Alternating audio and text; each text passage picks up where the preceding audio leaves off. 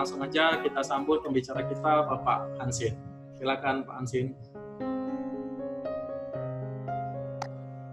Ya, selamat pagi teman-teman. Ketemu dengan saya Hansin. Hari ini saya akan coba sharing ya kepada teman-teman mengenai sebuah proses atau sebuah siklus. Nah, sebelum saya mulai, saya ingin teman-teman mencoba untuk merenung kembali ya. Bahwasanya Hansin hari ini bukanlah Hansin yang super, yang bisa closing begitu banyak, yang bisa membawa teman-teman sebuah contoh kalau jualan itu gampang. Tidak ya teman-teman ya. Hansin adalah seorang yang biasa, yang hanya kebetulan dikelilingi oleh orang-orang yang begitu berkah sehingga saya bisa belajar banyak. Nah, dan dari situ saya coba mengembangkannya sendiri, termasuk bahan yang hari ini saya coba bawakan ini adalah yang saya dapat dari MDRT virtual yang barusan lewat. Jadi ini coba saya kembangkan sendiri karena di sana bahannya hanya sekitar 4 menit, tapi saya coba mengembangkan untuk lebih sederhana kepada teman-teman sehingga semoga ini bisa dipakai nanti di lapangan dalam hal menjelaskan sebuah proses kerangka perencanaan keuangan yang sederhana gitu. Karena mengapa?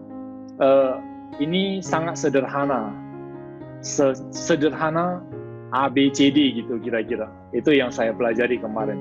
Sesederhana ABCD teman-teman. Ya. Nah, tapi apapun itu, ini tidak harus di copy paste teman-teman. Ambil aja intisarinya dan kemudian kembangkan sendiri lagi sesuai dengan karakter teman-teman semua. Gitu ya teman-teman. Nah, ini sebenarnya sudah dari dulu kita pernah bahas dengan teman-teman yang lain ya, termasuk leader saya Pak Iskandar, juga termasuk leader-leader yang lain di kantor ya. Dulu kita memakai ini juga sih sebenarnya. Cuma begitu saya ikut MDRT event ini, saya mendapatkan sesuatu yang sebenarnya kok lebih sederhana lagi untuk dikembangkan gitu ya. Nah, jadi kebetulan kesempatan saya untuk berbicara, saya mencoba untuk membawa poin ini gitu. Nah, Personal Financial Plan Framework, sebuah kerangka teman-teman, yang artinya kerangka itu mungkin kita harus kuat.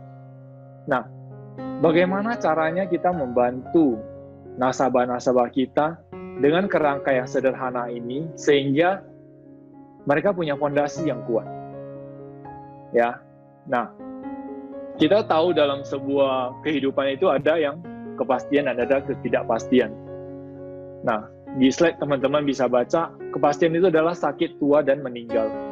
Ketidakpastian adalah kapan dan bagaimana. Nah, ini mungkin sebuah filosofi yang bisa kita sampaikan kepada nasabah, bisa kita ngobrol, teman-teman. Karena di saat kita mengobrol begini, kita tidak ada menyinggung sebuah produk apapun, gitu.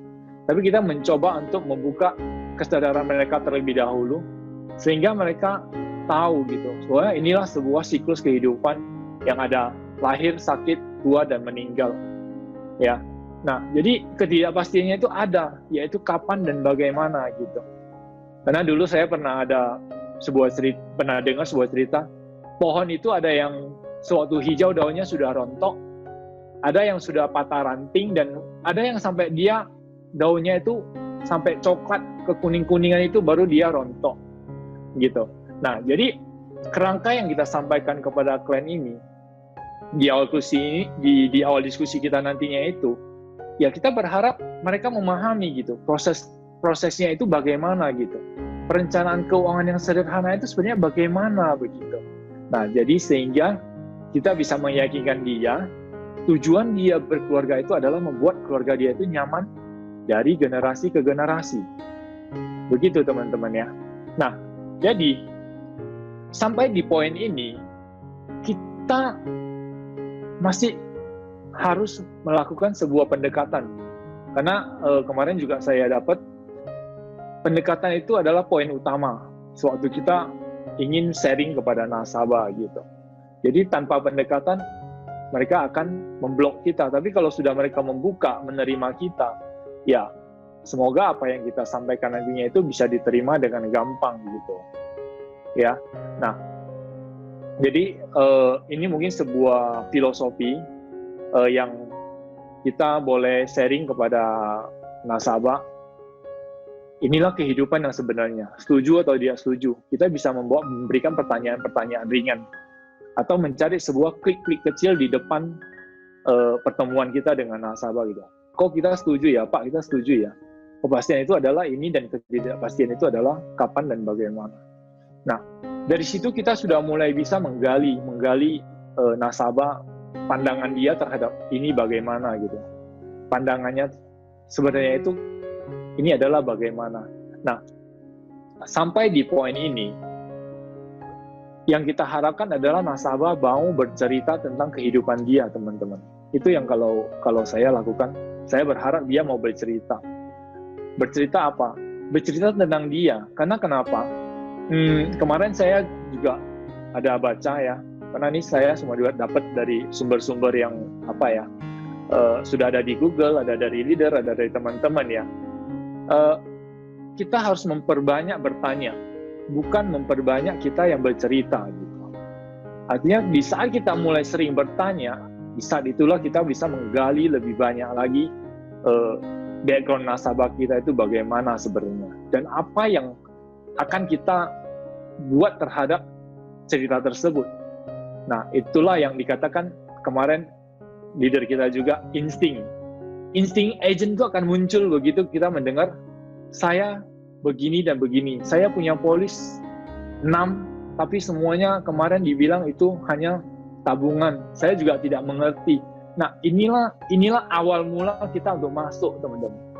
Di saat kita bisa menggali dan kita bisa masuk ke percakapan dia, nah di saat inilah PDKT-nya kita itu mulai bisa membuahkan hasil. Ya teman-teman ya, jadi artinya carilah sebuah konsep awal. Ya, kita mulai dari konsep di depan, konsep untuk membuka kesadaran dia. Ya, terserah, banyak konsep ya. Kemarin itu kita bisa tahu teman-teman yang lain semua sering bercerita tentang konsep. Ya, ada yang saya punya rumah sakit dan diskonnya 98%. Ya, terserah. Tapi kita punya sebuah konsep di depan untuk memberikan dia sebuah filosofi dulu gitu. Kita buka dulu gitu. Artinya kenapa? Kita sadar dan kita tahu bahwasanya sekarang agent luar biasa banyak ya teman-teman ya. Ya, luar biasa banyak. Kita telat dikit aja udah jadi agent orang lain gitu. Telat dikit aja udah jadi punya orang lain gitu. Dan saya kembali mengalaminya ya. Di tim saya juga kemarin mengalaminya gitu. Nah, di saat sekarang kita tahu agent yang sudah begitu banyak. Nah, masalahnya adalah kita mau jadi agent yang bagaimana, teman-teman? Kita mau jadi agent yang biasa-biasa saja kah? Atau kita punya konsep yang bisa merancang sebuah proses keuangan sehingga keluarga mereka itu nyaman dari generasi ke generasi. Ya, kita juga bukan mau pamer jadi seorang perencanaan keuangan profesional, bukan. Tapi ini adalah kerangka dasar, teman-teman.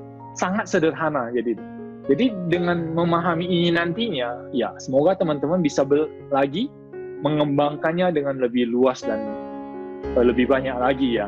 Nah, itu harapan saya. Oke, mari kita masuk ke intinya ya. Nah, ini yang saya dapat. Memastikan pendapatan Anda, membangun kekayaan Anda, mengontrol pengeluaran atau hutang dan mendistribusikan kekayaan. Sebenarnya ini adalah sebuah siklus, teman-teman. Kalau dulu kita pakai 4M, tapi sekarang kita ganti menjadi semudah ABCD. Ya, assure, memastikan. Apa yang kita pastikan? Income. Karena tidak ada yang bisa namanya yang tidak berhubungan dengan income. Setiap keluarga membutuhkan income. Ya, nah, next, membangun kekayaan Anda, mengontrol pengeluaran atau hutang, mendistribusikan kekayaan. Oke, next, kita bahas satu persatu ya. Nah,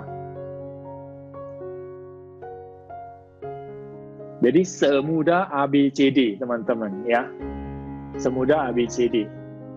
Ya, assure income, build wealth, control expense, dan distribution wealth. Ini yang saya dapat, teman-teman. Kemarin saya dapat di MDRT virtual. Ini assure income, build, control, dan distribution. Next, El. Nah, ini langsung keluar aja ya, biar gampang ya. Anda boleh ambil langsung. Nah, salah satu hal yang bernilai adalah kemampuan untuk menghasilkan, dan tentunya itu adalah income, dan memanfaatkannya untuk gaya hidup yang nyaman. Nah, gaya hidup ini kita tahu, kita belajar dari abang sepupu kita ya. Ada mewah, luxury, comfort, nyaman, poor, miskin, dan charity, kekurangan.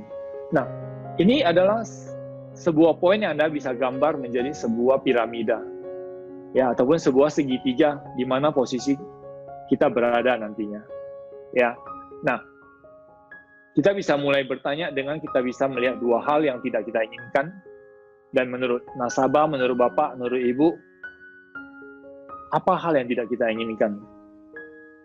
Mereka pasti tentu akan menjawab, karena kita bertanya ya, apa sih hal yang mereka tidak inginkan? Nah, oke, meninggal dunia. Tahu, kita meninggal dunia. Berapa tahun pendapatan atau income itu harus digantikan? Kalau seorang meninggal dunia cepat, ya. Kita belakangan ini, apalagi belakangan kita sering mendengar ya, tiba-tiba kecelakaan dan ada keluarga yang ditinggalkan. Nah, bagaimana keluarga yang ditinggalkan tersebut? Nah, poin kedua, jika tidak sehat, tidak bisa bekerja, berapa biayanya? Apakah itu akan mengganggu dari proses pendapatan kita? Nah, kalau itu bisa menjadi sebuah gangguan. Nah, kemarin kita membahas gangguan ya. Nah, ini gangguan dalam keluarga dia. Kita bawa gangguan ini kepada keluarga dia. Dan jika itu terjadi, tugas kita adalah memastikan, meminta mereka untuk memastikan gaya hidup yang sudah nyaman berkat kerja keras dia demi keluarga yang dia cintai itu tidak terganggu oleh suatu resiko bila itu datang. Ya teman-teman. Nah, sampai di sini kita tidak perlu membahas produk apapun lagi. Hanya kita ingin tahu, dia tahu nggak harusnya yang dia tuju itu kemana. Tujuannya itu dia kemana. Ya kemarin ada teman yang bilang sama saya, kita pesan Gojek aja ada tujuan, masa hidup tidak ada tujuan? Ya, saya langsung teringat, pesan Gojek aja harus ada tujuan. Masa kamu hidup tidak ada tujuan, teman? Masa kamu berkeluarga tidak ada teman? Masa kamu berkeluarga tidak ada tujuan? Mau dibawa kemana keluarga ini? Kan begitu. Nah, kita tahu sebuah pola yang sangat sederhana ya. Di saat bagaimana kita bisa memastikan income dia itu tetap ada. Dan rumusnya sangat sederhana. Mengapa? Untuk income, untuk pendapatan, itu tidak terbatas. Ya teman-teman ya, tidak terbatas. Karena kenapa? Nanti kita bahas di depannya lagi bagaimana, mengapa itu UP itu tidak terbatas. Mengapa uang pertanggungan jiwa itu sangat super, sangat luar biasa. Di saat kita bisa memasukkan ini ke nasabah. Gitu. Nah, kita tahu untuk sederhananya aja, jika kita menganggap income ini harus dipastikan, nah caranya bagaimana? Sangat sederhana ya teman-teman ya. Income 12 bulan dibagi aja 6%. Jadi kita bisa bertanya, satu sisi di income dia, satu sisi di biaya hidup. Nah, di biaya hidup kita bisa memakai manfaat apa? Sakit kritis. Optima Crisis Cover Plus. Kita tahu Optima Crisis Cover Plus kita itu sebenarnya luar biasa. Kanker in situ aja, kanker yang baru belum masuk ke stadium 1, itu udah di cover 50% teman-teman. Jadi sebenarnya kita bisa nilai jual kita tuh kepada nasabah. OCCP kita itu luar biasa untuk dimanfaatkan, dipakai untuk menjamin biaya hidup kita itu. Karena kenapa? Dulu saya pernah dengar dari salah satu pembicara juga, sakit dan panjang umur. Apa yang terjadi dengan keluarga tersebut? Sakit dan panjang umur. kita tahu ya, ada orang yang di tempat tidur aja 5 tahun, 8 tahun, ada ya, kita pernah dengar ya. Tapi ada yang dia duduk aja bisa-bisa besok pagi udah nggak ada gitu. Ya, nah inilah semuanya resiko-resiko yang ada di dalam kehidupan kita.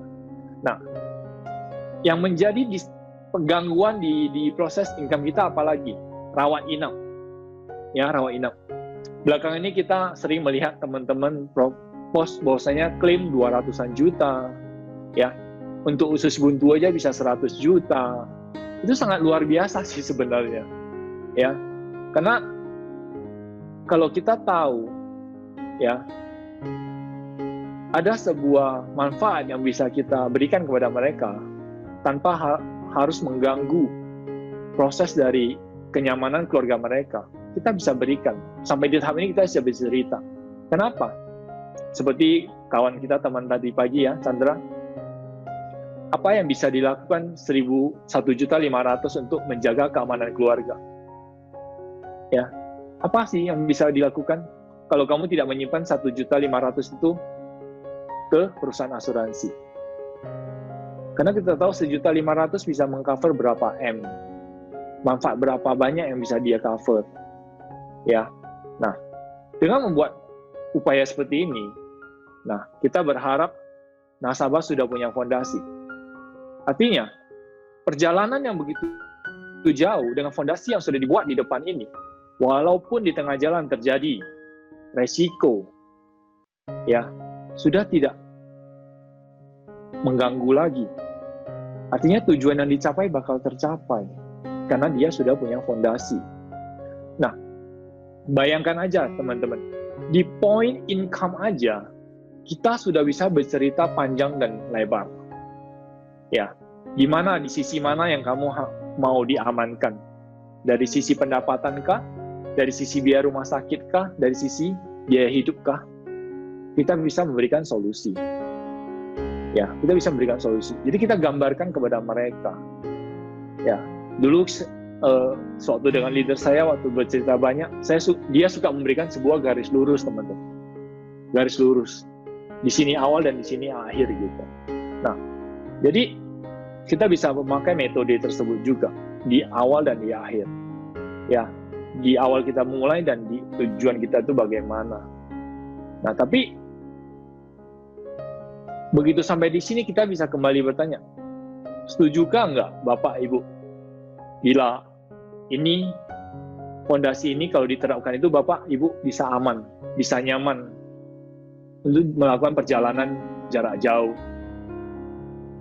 Kita berusaha lagi untuk mencari klik-klik kecil di depan nasabah tersebut. Ya, karena kenapa? Ini adalah awam. Kalau hari ini Anda semua adalah nasabah, ya, kita kembali ke review diri kita. Saya sudah mempersiapkan ini belum, teman-teman? Kalau hari ini Anda adalah nasabah saya semua gitu. Saya share ini. Sebuah pertanyaan yang saya lontarkan, apakah Bapak dan Ibu sudah menyiapkan fondasi yang demikian? Yang benar-benar udah aman gitu. Karena kenapa? Kita contoh, seorang dengan biaya hidup 5 juta, berarti per bulan 5 jutanya tidak bisa ditolak. Harus minimal ada 5 juta. Di saat terjadi resiko, sakit kritis dan tidak bisa bekerja, bagaimana biaya hidup itu muncul? Sudah pasti dari tabungan bukan? Dari simpanan kita, dari dana darurat kita. Padahal kita tahu, itu dana dipakai untuk apa? Pendidikan anak. Tapi karena kita tidak menyiapkannya secara baik, ya dana itu dipakai dulu. Nanti jadi anak gimana? Ya nantilah, lihatlah. Ya, kalau orang Medan Hokkien bilang TKS, ya, tan kuasing. Jadi sekarang udah di depan mata gitu loh. Ya lu lihatlah baik-baik gitu loh. Gak usah pakai TKS deh. Sekarang kamu lihat baik-baik. Ini penting enggak? Ini mendesak enggak? Jadi kita ke mereka aja untuk bertanya gitu. Ya, jadi kalau sampai bilang mereka, ya ini penting dan ini mendesak. Ya udah, selesai. Ya, selesai. Artinya kita udah berhasil membangun sebuah kesadaran dia. Kan begitu teman-teman. Nah, Di saat muncul demikian, kita bisa cerita, sakit kritis, kita tidak bisa bekerja. Nah, muncul sebuah tunjangan, sebuah cash out orang bilang, ya, jackpot, untuk membantu kamu untuk melanjutkan biaya hidup. Padahal kita tidak mengharapkan itu. Tapi karena ini adalah bagian dari perencanaan, maka kamu berhak untuk mendapat poin tersebut. Nah, teman-teman, dengan membawa sebuah kerangka ini di depan nasabah, ya kita berharap mereka sadar bahwasanya inilah sebuah siklus yang memang sebenarnya wajib untuk semua keluarga, untuk semua pribadi. Ya, karena kenapa?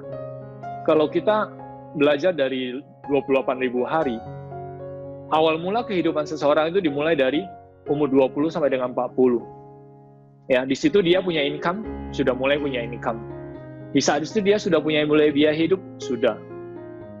Di saat itu dia ada resiko sakit, ada juga. Ditambah dengan apa? Mungkin di situ dia juga sudah berkeluarga. Ya, di situ dia punya KPR, di situ dia punya hutang-hutang yang lain. Karena kenapa? Nanti akan masuk di tahap build wealth, mengembangkan aset. Ya.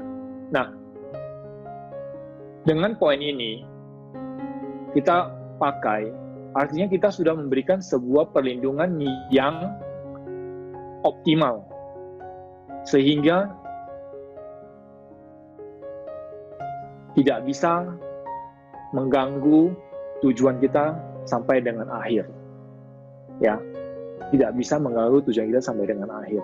Nah, poin yang sederhana ini, kita udah tahu rumusnya begini loh. Jadi, ketemu nasabah dengan yang cerita, aduh, lu Cayo, lu tahu nggak? Biaya hidup saya itu 30 juta loh per bulan. Kita langsung, mantap. Mengapa? 30 juta.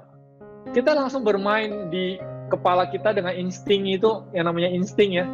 30 juta. Sapa lah, Teo, 360 juta. Ini butuh berapa M ini untuk dia aman gitu. Dia harus punya manfaat berapa M gitu. Kita langsung memberikan dia, nah, kamu harus punya ini. Ya. Untuk mengganjal gaya hidup kamu, karena 30 juta per bulan. Ya. Berapa? 6M. Kamu harus punya brankas sebesar 6M yang tidak boleh kamu sentuh, apapun ceritanya. Kamu harus masukkan 6M di brankas kamu. Ya. Nah, masalahnya hari ini kamu sudah masukin belum brankas itu? Kamu sudah punya brankas itu, tapi kamu sudah masukin belum? Kalau sudah, kamu masukinnya berapa banyak? Ya. Nah, kembali kepada konsep, dulu juga kita pernah cerita, satu rumah dengan, kalau listrik itu ada berapa ampere, ada yang 10 ampere, ada yang 20-an ampere ya. Nah, di saat mati lampu, kita punya genset, tapi gensetnya yang 10 ampere. Di saat itu, rumah itu yang biasanya pakai 30 ampere, bagaimana keadaan rumah tersebut? Ya, lampunya akan sebagian tutup, AC-nya nggak bisa buka semua, ya, ataupun hanya sekedar buka lampu gitu, biar tidak gelap aja gitu loh. Padahal biasanya mereka udah terbiasa dengan kondisi pakai aircon yang di ruangan, di kamar tamu ya, semua pakai gitu. Anak-anak semua nyaman, bisa belajar dengan baik. Nah, kondisi-kondisi inilah teman-teman yang bisa kita gambarkan kepada mereka. Kalau kamu pakai berangkasnya itu yang tidak sesuai gitu. Artinya kehidupannya bukan tidak bisa jalan, tapi sudah pasti tidak nyaman seperti biasanya begitu. Nah, oke, di assured income ya, mungkin kita bercerita 3 poin ini. Poin-poin apakah yang bisa mengganggu terjadinya income? Ya, sakit, meninggal, sakit kritis. Kalau sakit butuh rawat inap, kita pakai MBX ya 750 juta sampai dengan 30M kita punya solusinya. Untuk income kita bisa kasih tahu sebenarnya kamu yang idealnya itu butuhnya berangkas yang seberapa besar untuk menjaga income kamu itu biar tetap ideal. Ya. Pokoknya income kali 12% kali 12 bulan bagi 6%. Jadi sangat gampang teman-teman, nggak usah pakai kalkulator juga udah. Patokan aja langsung 5 juta 1M, 10 juta 2M, 15 juta 3M. Itu langsung gampang gitu. Ya, karena kenapa? Dulu saya pernah sempat blank ya. Gimana nih hitungannya ya? Sempat blank gitu. Gimana nih hitungannya ya? Nah, jadi begitu saya langsung 5, 1, 10, 2 gitu. Langsung aja per 5, jadi lebih gampang. Ya, mungkin ini di asset income kita bisa bercerita banyak ya. Oke, next. Kita akan masuk di build. Nah, secara alamiah, nasabah yang bekerja keras untuk keluarganya, untuk kenyamanan keluarganya.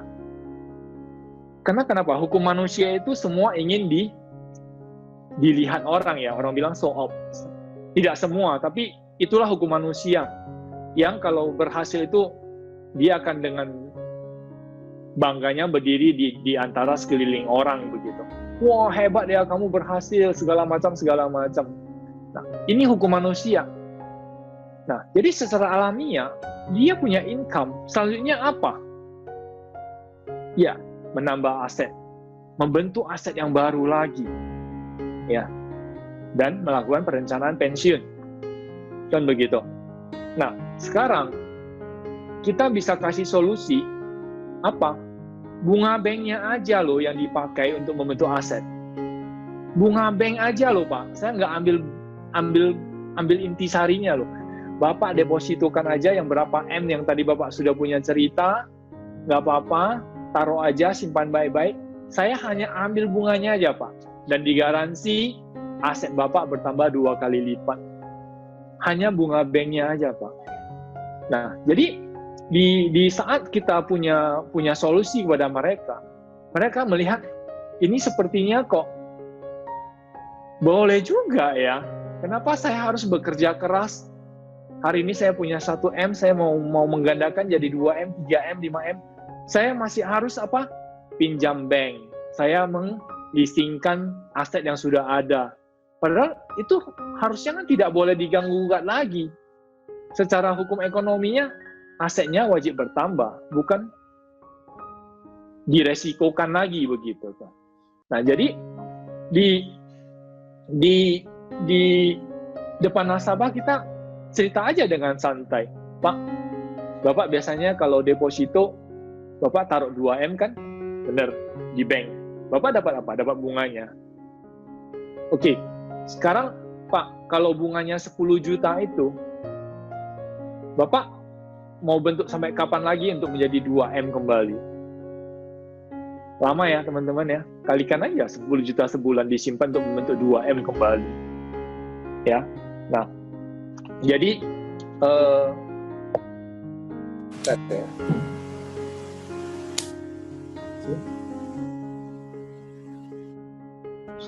di saat kita sudah tahu bagaimana caranya, kita kasih tahu mereka. Ini kan menjadi sebuah perencanaan yang sangat simpel. Pak, Bapak punya aset 1M. Kalau dihitung-hitung, berapa lama Pak? Waktu Bapak mulai punya income sampai dengan punya aset 1M. Ya, jadi kembali kita harus mengenal background-nya ya. Artinya kalau kita tahu dia punya aset yang 10M ya, kita cerita aja 10M ya. Jadi kalau yang kita tahu asetnya memang baru mulai terbentuk ya nggak masalah, kita cerita yang awam-awam saja gitu. Ini hanya contoh kasus ya teman-teman ya. Artinya teman-teman jangan berpatokan kepada 1M ke 2M gitu. Artinya hanya sebuah contoh gitu. Nah, Pak, Bapak tahu nggak kelebihannya kalau Bapak membentuk sebuah aset baru dari bunga bank? Liquid, bebas pajak, fleksibel lagi Pak. Nah, jadi poin-poin ini semua keuntungan Bapak di saat Bapak mulai membangun aset baru hanya dari bunga bank aja. Nah, jadi modal yang Bapak punya sekarang ya Bapak kelola aja lagi. Mudah-mudahan bisa menambah lebih banyak aset baru lagi kan. Nah, jadi secara hukum manusia sudah dapat income pasti mau menambah aset. Kan begitu. Nah, sampai di saat itu kita juga harus menyiapkan pensiun. Nah, ini sebuah poin yang sering saya pakai juga ya. Pak, Bapak punya cash 1M nih untuk pensiun. Bapak pakai aja deh 800 juta. Nggak mau lah sayang. Kenapa Pak? Kenapa harus sayang? Satu pertanyaan deh Pak. Siapa yang paling berhak untuk memakai seluruh kekayaan Bapak yang sudah Bapak kumpulkan dari muda sampai dengan tua? Siapa Pak? Siapa yang paling berhak? Bapak jawab, siapa yang paling berhak?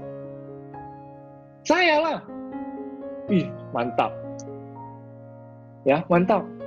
Memang benar Pak, Bapak yang paling berhak. Nah, sekarang masalahnya Pak, mau nggak Pak? Bapak habiskan seluruh aset Bapak, tapi saya garansi, generasi Bapak tetap berhak mempunyai aset yang sama dengan yang Bapak habiskan. Ada solusinya seperti begitu. Ya, 200 jutanya dipakai, beli lagi aset 1M. Harusnya cukup ya, 200 juta walaupun dia umur 60 tahun. Kenapa? Terakhir saya ketemu nasabah yang umur 62 atau 64, itu hanya butuh 1 bulan sekitar 2 juta kayaknya.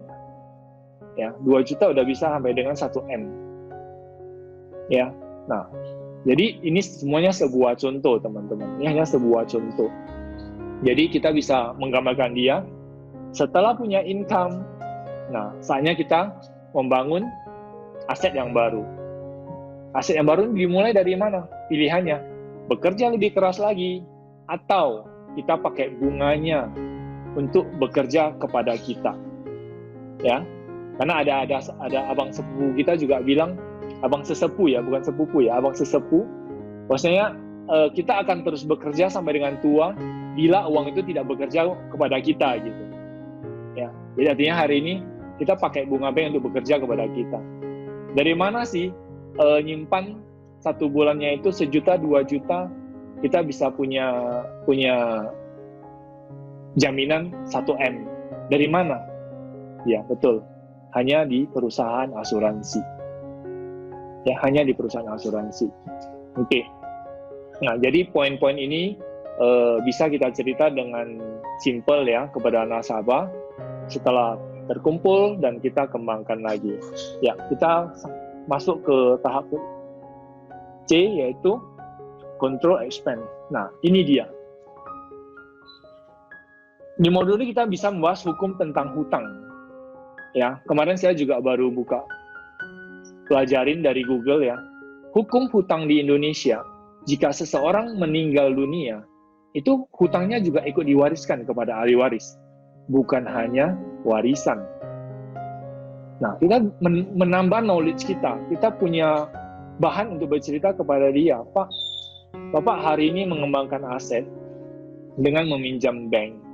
Ya, itu sesuatu yang luar biasa, karena kita ingin keluarga kita lebih baik lagi kan.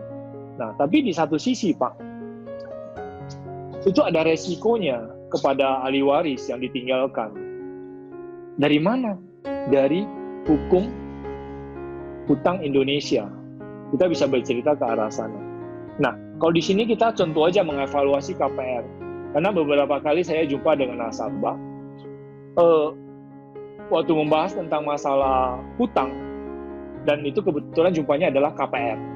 Dia bilang, saya sekarang nggak takut sih, saya ada punya KPR 2M. Toh kalau saya meninggal, KPR saya lunas. Benar, sekarang KPR kalau meninggal itu lunas. Kenapa? Kita sudah dicas biaya asuransi di dalamnya.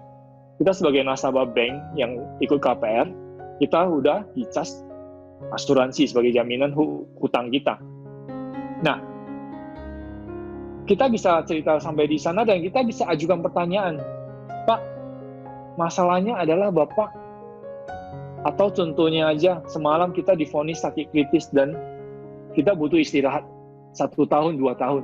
Bapak tidak boleh bekerja. Bagaimana KPR ini?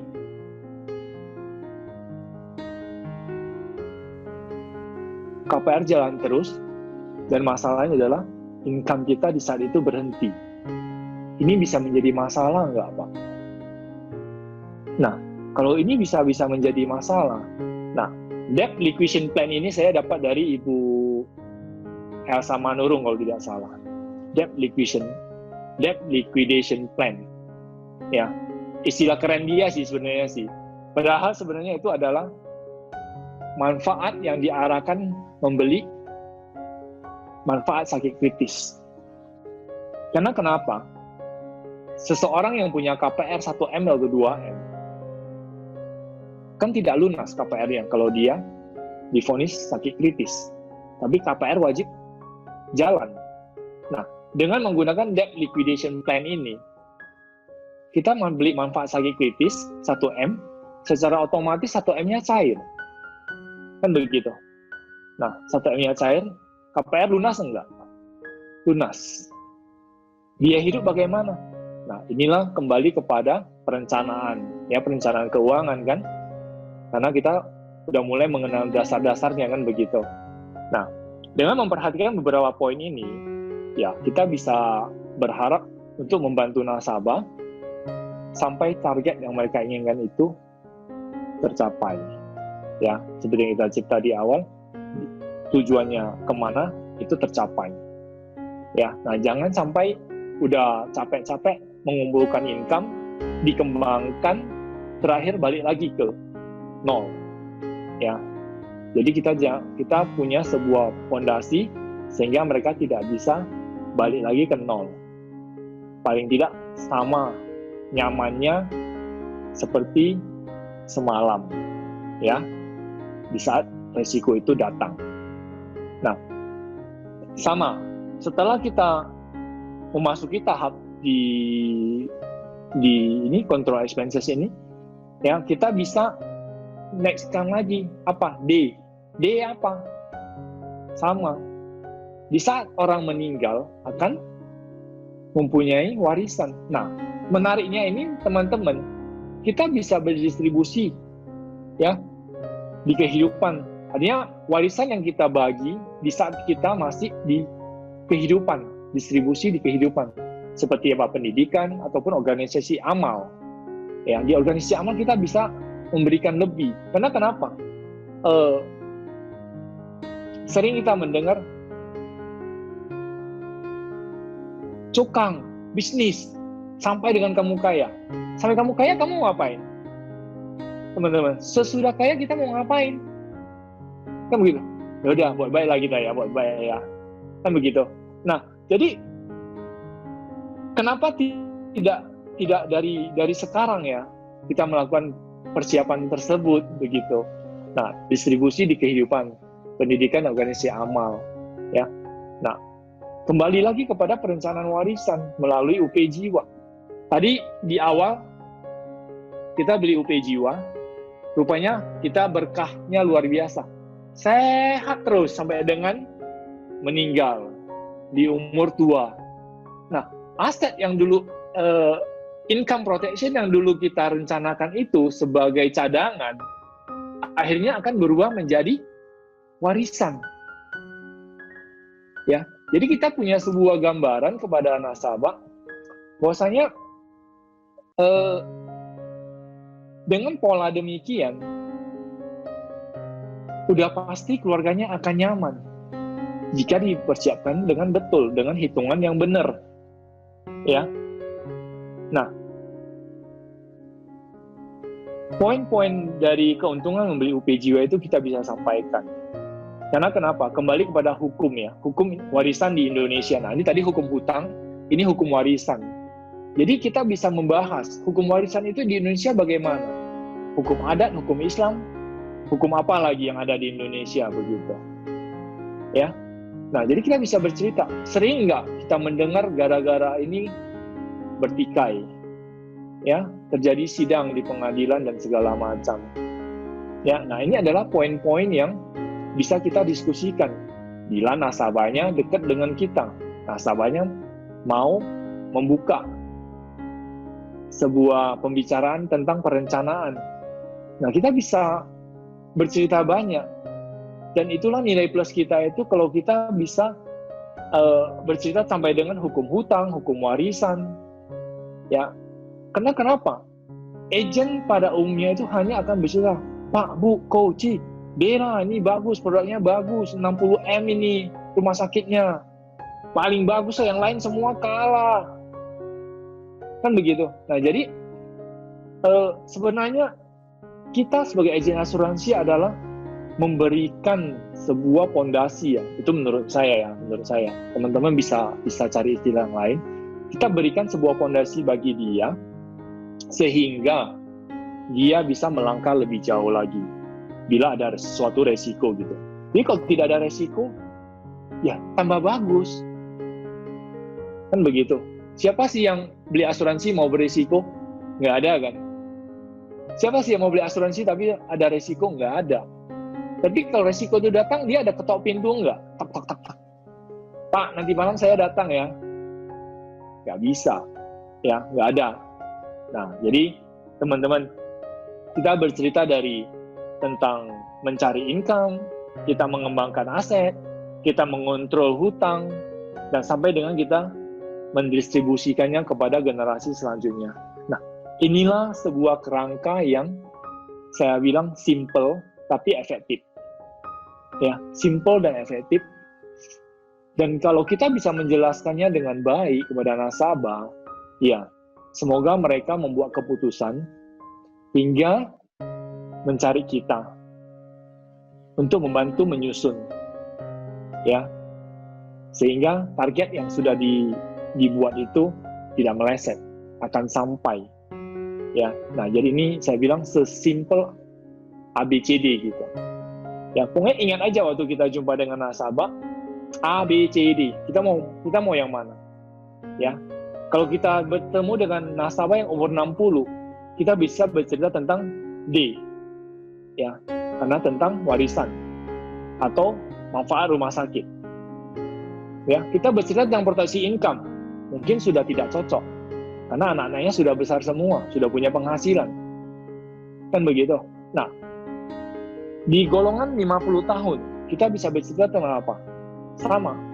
Sewaktu kita sudah mendapat data-data dia punya hutang, dia punya biaya hidup yang besar, kita kembali bercerita tentang apa? A.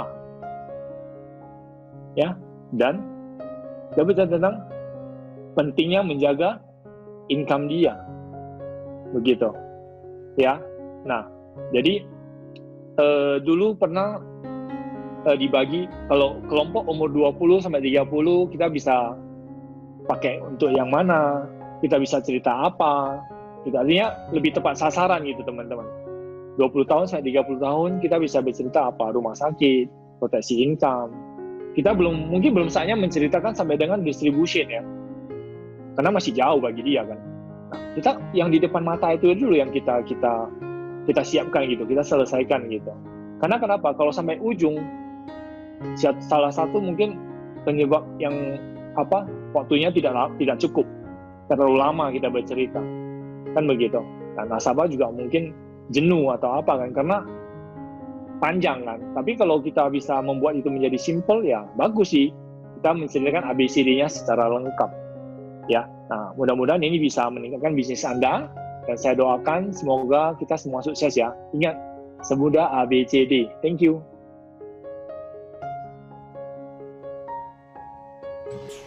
Oke, makasih Pak Hansin, luar biasa sekali ya teman-teman.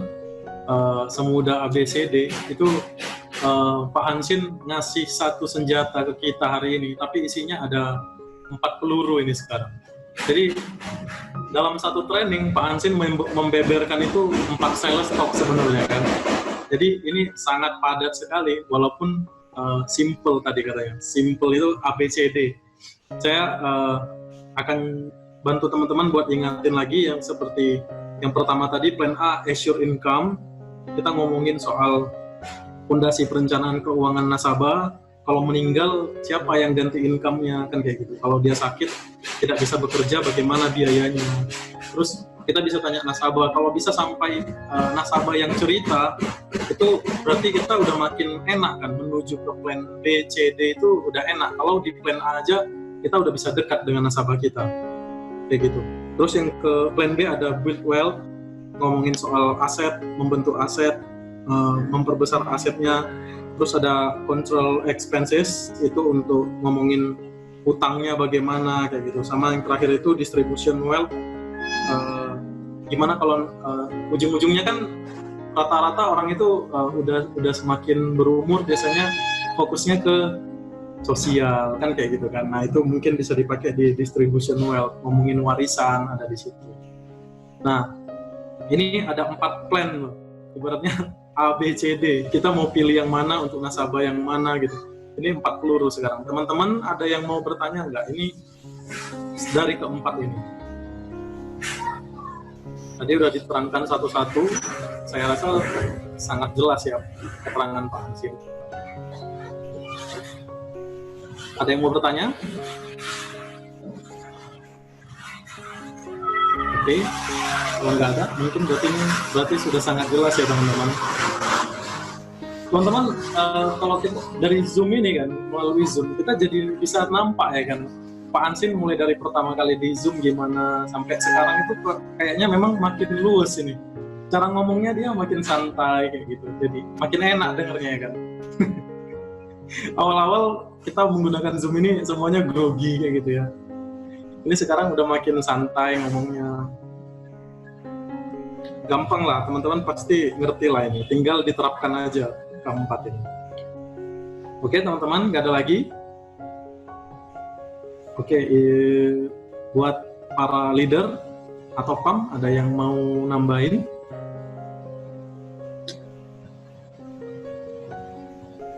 Yang bersedia aja. Yang kira-kira lagi terbuka lagi terbuka sesuatu untuk nambahin, boleh. Saya mau nanya, apakah di antara partisipan hari ini ada teman-teman yang baru gitu, yang baru pertama kali join di Zoom bersama kita? Ada nggak? Ada 30 orang ini ya. Ya. Kalau ada, kami pengen menyambut teman baru gitu.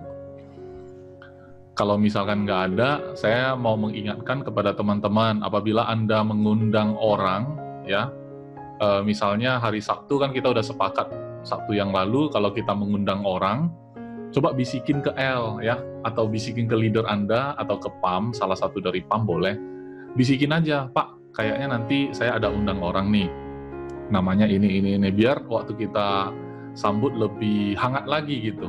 Tapi yang agak kurang familiar di sini ada yang bernama Ana Cheris Edwin. Beberapa kali. Sudah ya. Ada beberapa kali. Ana yang kayaknya belum. Siapakah beliau? Nama Ana. Siapakah beliau? Apakah orang baru? Apakah ini ada hubungannya dengan teman lama? Kadang-kadang di Zoom ini ya, orang masuk, kadang-kadang dia nggak sign in, dia langsung masuk aja join meeting ya, terus namanya bisa berubah, makanya muncul nama-nama HP ya, kadang-kadang keluar iPhone lah, keluar Oppo gitu ya, itu karena nggak sign in teman-teman. Kalau Ibu Suliani sengaja dia tulis iPhone Suliani, orang tahu, ini iPhone-nya Ibu Suliani, bukan iPhone-nya orang lain gitu. Oke, teman-teman, kalau nggak ada pertanyaan, saya ingin mengingatkan kita, kira-kira apabila ada orang yang kita mau, Ana itu Mulyana. Oh, Cik Mulyana. Timnya siapa? Saya tahu, ini Cik Mulyana. Bu Mul, ya. Bu Mul kita panggil biasanya. Oke. Saya mau mengingatkan kalau misalkan teman-teman ada undang orang gitu kan hari Sabtu, kita akan, misalnya saya nih PAM, saya akan mengucapkan selamat datang kepada teman kita di sini, boleh kita ajak dia perkenalkan diri misalnya, atau kalau dia tidak nyaman tidak masalah, kita akan welcome dia ke General Agency Mitra Makmur Mandiri. kita akan jelaskan sedikit bahwa bisnis asuransi ini termasuk bisnis franchise. Jadi kalau teman-teman ingin mengembangkan jaringan suatu hari kelak, misalnya Anda punya impian buka kantor cabang sendiri dengan nama sendiri, tapi Panindaichi Life ya, distributornya Panindaichi Life itu sangat diperbolehkan gitu. Jadi boleh kita lihat sampai jauh ke depan kalau misalnya kita punya impian yang besar ya. Dalam bisnis ini sangat memungkinkan karena ini bisnis franchise. Dan saya mau ingatkan slide yang di sini teman-teman. Kelihatan nggak? Nah, mulai sekarang dan ke depan nanti, setiap kali saya mau rekrut orang, saya akan pakai ini kok teman-teman. Kenapa? Karena saya akan katakan begini, pada dasarnya bisnis asuransi jiwa itu seperti sebuah profesi awalnya, seperti dokter. Dokter itu sebuah profesi. Nah, sebenarnya sebagai seorang dokter, memang sebaiknya dia dalam praktek sehari-hari sebagai dokter itu dia benar-benar menguasai bidangnya dan kemudian dia menolong banyak orang, banyak pasien tentunya. Nah, cuman seorang dokter yang sudah bagus, sudah cakap, sudah kompeten, sudah luar biasa dalam menjalankan aktivitasnya sebagai dokter, praktek pribadi ya, praktek umum dia itu dia sudah lakukan dengan baik. Sebenarnya ada peluang kedua untuk dokter itu, yaitu dia buka rumah sakit atau dia buka klinik katakanlah, atau dia buka lab ya, itu bisnis. Jadi sama halnya dengan asuransi. Sebagai profesi, kita bisa lakukan yang namanya personal production dengan cara yang Pak Hansin ajarkan hari ini. Dengan empat hal, ya, ABCD, itu kita benar-benar sudah dikatakan praktek pribadi. Menolong nasabah kita untuk memastikan perencanaan keuangannya itu benar-benar terjadi, walaupun terjadi risiko, tidak akan mengganggu tujuan keuangan, apalagi keluarganya masih jalannya masih panjang gitu ya. Nah, itu seperti dokter sedang praktek.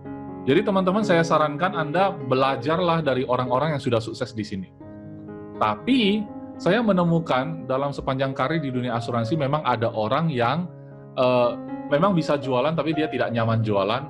Ada channel kedua ya. Jadi ada dua channel untuk mendapatkan income di dunia asuransi. Channel pertama adalah personal production, jual sendiri. Yang kedua adalah mulai membangun bisnis. Nah, dalam membangun bisnis ini juga sebenarnya ya sederhana teman-teman. Ya, saya tidak banyak slide, saya buka slide ini ya. Slide ini akan kita tampilkan terus ya. Ini slide saya katakanlah step 1 kita ya, step 1 ya. Kuncinya step 1. Kenapa? Karena dalam hal ini kita cuman sebagai FA waktu bergabung, kita cuma perlu ya, ini cuma perlu lakukan penjualan pribadi antara 98 sampai 150. Saya ambil contoh 100 juta. Kalau kita jualan 100 juta pribadi, kita cukup rekrut 2 orang, dua-duanya ini produksi 100, jadi 50-50 boleh ya. Jadi Anda jualan 100, mereka 50-50. Ini step 1. Step 1 ini yang Anda harus ingat. Ini yang harus kita lakukan setiap tahun. Ini yang kita harus lakukan setiap tahun. Dan ini tidak sulit ya. Kenapa? Dalam praktek kita menjual asuransi, seandainya kita tidak secanggih Pak Hansin, tidak masalah. Kenapa? Karena Pak Hansin jualannya bisa 1M lebih. Anda cuma disyaratkan 100 juta kok. 10% dari Pak Hansin aja ya, tapi bisa sukses. Kenapa? Karena ini kita masuk ke ranah bangun bisnis. Dokter itu tidak terlalu nyaman praktek pribadi. Dia mulai kembangkan kolaborasi dengan dokter-dokter lain, buka rumah sakit. Kira-kira gitu ya, teman-teman ya. Gambarannya begitu. Nah, kalau ini diterusin, teman-teman, berhubung ini nggak ada teman baru, nggak apa-apa, kita remind aja. Tahun kedua, kita sebenarnya lakukan step 1 juga kok. Kenapa? Karena kita kerjakan 100, rekrut lagi dua orang, 50-50. 2 orang ini ngapain? Step 1. 2 orang ini melakukan step 1. Oke? Kita step 1 juga ya. Teman-teman ingat ya, kita lakukan step 1, 2 teman yang tahun lalu, step 1 juga. Oke?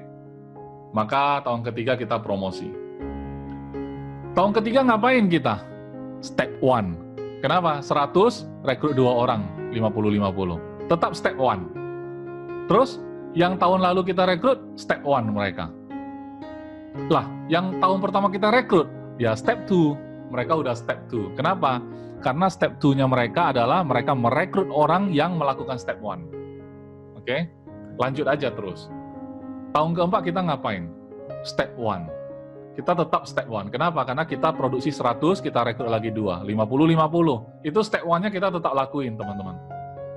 Sampai tahap ini saja kita sudah punya 8 orang yang langsung kita rekrut. Yang kita rekrut langsung itu cuma 8, teman-teman. Tapi ingat ya, teman-teman. 8 orang ini cepat atau lambat akan jadi PAM. Kalau mereka melakukan step 1 terus setiap tahun. Semua orang yang kita rekrut lakukan step 1. Jadi itu adalah cara kerja dari bangun bisnis di dunia asuransi. Dalam hal ini di Panindaichi Life ya. Hitungan-hitungan ini dibuat oleh Pak Heri supaya kita di IGA Mitra Makmur Mandiri ini lebih mudah untuk melakukan presentasi ke calon yang kita mau rekrut. Jadi teman-teman, ini saya melihat teman-teman semua ibaratnya seorang dokter ya teman-teman. Anda adalah dokter ya, saya kembali ke slide pertama. Anda adalah dokter, lakukanlah profesi Anda dengan profesional. Kalau Anda mau membangun bisnis ini, mulailah berkolaborasi, rekrutlah dokter-dokter lain, kita bangun rumah sakit bersama-sama. Nah, itu kalau saya pakai dokter minggu ini. Minggu depan kita pakai istilah lain ya, tapi intinya sama aja kok ya. Jadi mau pakai istilah apapun ya kira-kira seperti itu. Ada orang sudah dokter, dia nggak nyaman praktek. Sama kayak waktu kita rekrut Anda, ternyata Anda nggak nyaman jualan, tapi Anda bisa bangun bisnis ini. Oke? Ada pertanyaan? Kalau nggak ada, saya kembalikan kepada host kita, dan saya ucapkan terima kasih ke Pak Hansin ya, sudah sharing yang luar biasa. Sesuatu yang sederhana itu yang luar biasa, teman-teman. Karena lebih banyak orang bisa paham, lebih banyak orang bisa praktekkan. Terima kasih. Oke, terima kasih Pak Is. Teman-teman udah nggak ada yang mau tanya nih ya, benar? Nanti nyesel. Oke teman-teman, nah sebelum kita tutup, nanti saya minta siapa ya? Kira-kira kasih closing speech-nya sedikit. Pak Heri lah mungkin boleh ya, nanti kasih closing speech. Tapi sebelumnya saya mau umumkan dulu, ini hari ini kan udah spesial nih. Tadi Pak Hansin ada singgung di step awal di yang A, itu Pak Hansin singgung soal kita budayakan itu kita banyak bertanya gitu, jangan kita yang banyak ngomong, kena sabar gitu kan. Nah nanti hari Senin ini pembicara kita spesial juga, Ibu Tio ada di sini. Nanti kita akan kehadiran Bapak Tan Edi hari Senin. Nah teman-teman boleh undang orang juga ikut, karena ini di Monday Inspiration. Ini topik ketiga kita akan bahas soal SPIN, SPIN, questioning teknik in selling. Nah, jadi bagaimana isinya nanti teman-teman boleh hadir aja hari Senin jam 6. Hadir sebelum jam 6 pun boleh, karena biasanya saya jam 5.45 sudah buka kelasnya. Jadi teman-teman boleh join supaya tidak terlambat ya. Karena nggak enak kan kalau dengar setengah-setengah. Kita akan mulai on time. Oke teman-teman, terima kasih buat Pak Hansin. Hari ini sangat luar biasa sekali. Saya serahkan ke Pak Heri untuk closing speech. Oke. Terima kasih ya hari ini kepada Pak Hansin yang sudah sharing sebuah metode yang lebih singkat ya, dan ini sharing dari apa? Dari apa yang Pak Hansin sudah pelajari di acara MDRT ya. Jadi sebuah acara yang sangat bergengsi sekali bagi kita semua para agen asuransi di seluruh dunia. Karena apa? Ini adalah sebuah klub, sebuah pencapaian yang memang diidamkan oleh semua agen asuransi di dunia. Kenapa? Karena Anda bisa masuk ke dalam klub yang kita sebut sebagai MDRT, Million Dollar Round Table. Itu adalah agen-agen yang diakui secara internasional. Artinya apa? Kalau kita hari ini mungkin ada konteks dari GA ya tadi Pak R sudah sampaikan produser apa minggu ini top produsernya siapa ya. Nanti mungkin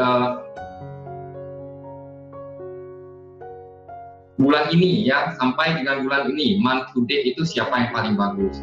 Kemudian year to date itu sampai siapa itu yang paling bagus kan gitu ya. Sebenarnya kita sudah ada datanya, cuman belum sempat update. Yang terakhir itu masih di Juli ya. Kita masih on progress semuanya.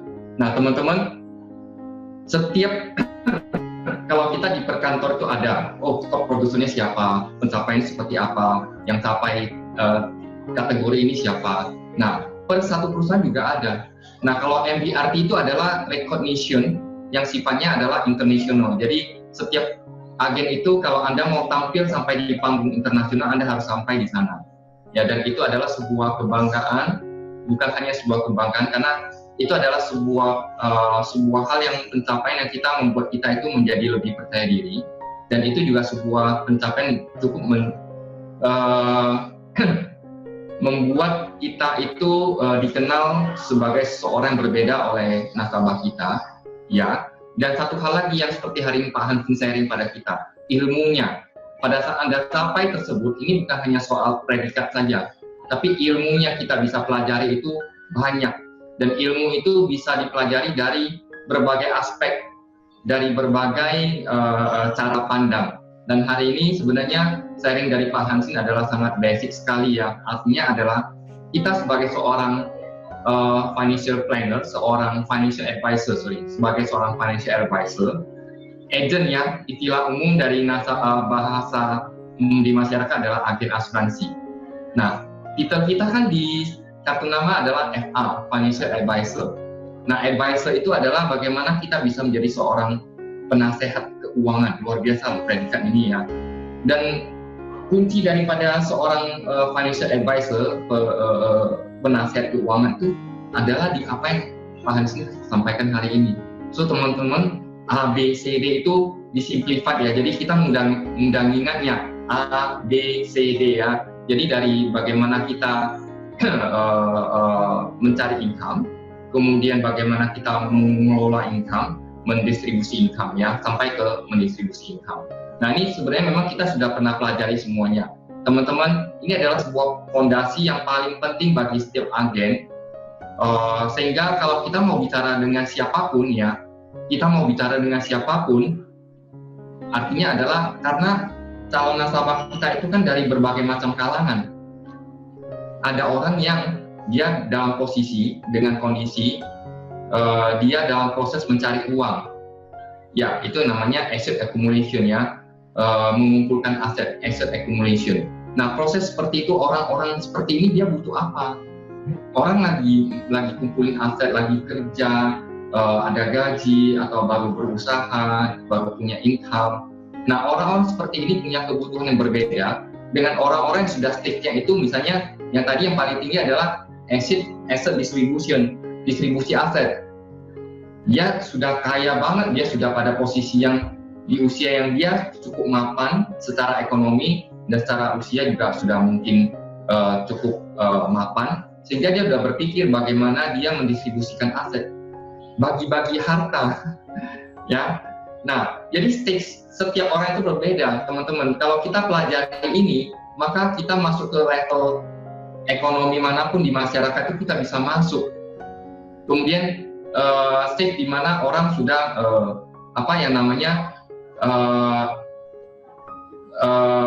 bagaimana untuk mengembangkan aset atau kita sebut sebagai asset development. Asset development yaitu di mana seseorang itu dia butuh, setelah dia punya uang yang dia dapatkan, dia perlu uang itu atau uang yang dia dapat atau harta yang sempat dia kumpulin, bagaimana dia kembangkan ya, asset development. Nah orang seperti ini dia butuh apa lagi? Beda ya, jadi kita bisa tawarkan seperti Pak Hansin katakan tadi, dia perlu apa? Dia perlu pengembangan aset, dia perlu sebuah jaminan aset, dia perlu seperti apa? Sehingga teman-teman, nah dalam proses seperti ini semua sampai ke distribution asset, pembagian harta, maka dia butuh sebuah fondasi. Fondasinya apa sih sebenarnya? fondasinya adalah bagaimana dia di setiap proses tersebut dia perlu yang namanya perlindungan aset. Dia butuhkan apa? Dia butuhkan sebuah bumper. Nah, kalau saya lagi kondisi seperti tiba-tiba terjadi sesuatu dengan saya, berapa income saya, berapa kali income saya dibutuhkan untuk mengcover sehingga keluarga saya tetap dalam kondisi lifestyle yang sama. So teman-teman, bahan ini ya kalau nanti bisa di share juga, Pak Hansin boleh share kepada teman-teman. Kita harus pelajari banyak hal yang kita pelajari dalam sebuah training. Kadang-kadang kalau kita hanya dengar sekilas saja, maka itu akan sangat cepat sekali kita lupa. Sebentar saja kita udah lupa. Kenapa? Karena bayangkan apa yang kita dengar hari ini, kita mungkin waktu Pak Hansin jelasin itu kita dengar, oh ya ngerti ya. Tapi kalau kita tidak pakai kembali, kita tidak ulangi, kita tidak gunakan, sebentar saja itu akan hilang. Sebentar saja akan hilang. Mungkin tidak sampai 3 hari kita ditanyain, kita udah lupa mungkin 50%. Yang teringat hanya mungkin 1-2 kalimat yang dikatakan Pak Hansin yang terpatri di dalam hati. Sehingga teman-teman kita perlu pakai ya, sehingga hari ini kita begitu banyak ya, setiap hari Sabtu, hari Senin kita dapat begitu banyak ilmu. Teman-teman catat ya teman-teman. Anda kalau tidak catat, maka apa yang Anda dengar hari ini itu menguap, hilang langsung, nggak ada lagi nanti. Pada saat kita ketemu dengan klien, ternyata oh ini sepertinya Pak Hansin pernah ngomong ya, tapi saya udah lupa. Kenapa? Karena saya nggak pernah pakai, saya nggak pernah catat. So teman-teman, proses belajar itu seperti demikian ya. Apa yang disampaikan oleh para narasumber kita setiap Senin dan Sabtu itu bagus ya. Yang penting adalah kita harus bagaimana apa yang di-sharingkan itu bisa kita terima, kita bisa ambil sarinya, dan kita bisa gunakan setiap kali kita waktu praktek ketemu dengan nasabah kita. Jadi teman-teman, intinya adalah seperti itu teman-teman. Ya, proses belajar kita itu perlu bukan hanya dengar, tapi kita perlu catat, kita perlu praktekkan, kita perlu gunakan, sehingga ilmu yang kita dapatkan itu menjadi kita. Ibarat itu jadi daging kita, menjadi soul-nya kita. Kita ketemu klien, kita ngomongnya lancar, langsung seperti Pak Hansin. Ketemu sama klien, dia nggak perlu buka catatan lagi. Pak Hansin kalau ketemu klien itu udah langsung, itu seperti dia tinggal baca, oke, nasabah ini bagaimana. Setelah fact finding, dia tahu, oh oke, orang ini ada di mana. Dan saya perlu bahas dari apa. Itu sudah lancar, seperti air yang mengalir begitu wajar. Nah, untuk sampai di sana kita perlu praktekkan teman-teman. Kalau tidak, kita nggak akan dapatkan sari daripada apa yang kita sampaikan hari ini ya.